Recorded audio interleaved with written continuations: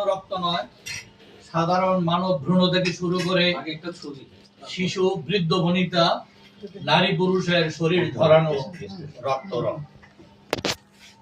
ছোটখাটো যন্ত্র দিয়ে তৈরি নয়, উন্নত প্রযুক্তিতে বিখ্যাত কারখানায় তৈরি। তাবৎ পৃথিবীতে মানুষের বেঁচে থাকার প্রয়োজনে খাদ্য উৎপাদনে যা খরচ হয় তদূর্ধ্ব খরচে বোম, মর্টার সেল অথবা অ্যাটম দিয়ে তৈরি। আমরা অনেকের নাম এখনো জানি না, জানতেও পারি না, শুধু আস্থা রাখি। নাগাসাকি থেকে শুরু করে ফিলিস্তিন, লিবিয়া, সিরিয়া, মায়ানমার, ওই ইউক্রেনের দিকে কপাল কুঁচকে দেখছি মেলে আঁকি।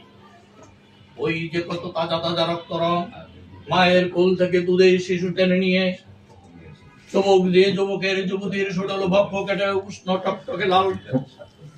টকটকে লাল রক্ত দিয়ে রঙের পসরা সাজিয়েছে।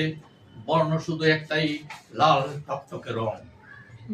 নিরীহ মানুষের রক্ত দিয়ে রং, নির্যাতনের শেষ নির্যাস থেকে সভ্যতার রং। বিশ্ব শুধু ভীরু বিকলাঙ্গ মানসিকতায় নিজেকে মানিয়ে নিচ্ছে। ভিন গ্রহ থেকে এসেছে কিনা জানি না, তবে দেখতে আমাদের মতো সভ্য স্বভাবের মনে হলেও ভেতরে লুকানো আছে অসভ্যতা। এই অসভ্যরাই সভ্যতা সাজাচ্ছে মানব রক্তে। যারা মেধা শূন্য বা মেধা বিক্রি করে মসনদ বাঁচাতে চায়, এমন রং মানাবে তাদের হস্তে। ব্র্যান্ডের বিচিত্র রং সব পেছনে পড়ে গেছে সমকালীন সভ্যতার রঙের দাপটে।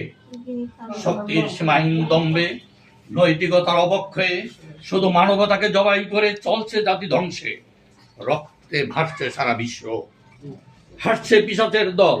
একই সভ্যতা, একই সভ্যতার রং। এমন রঙের আবিষ্কর্তারা অসভ্য অভিজ্ঞ। ধন্যবাদ সবাই।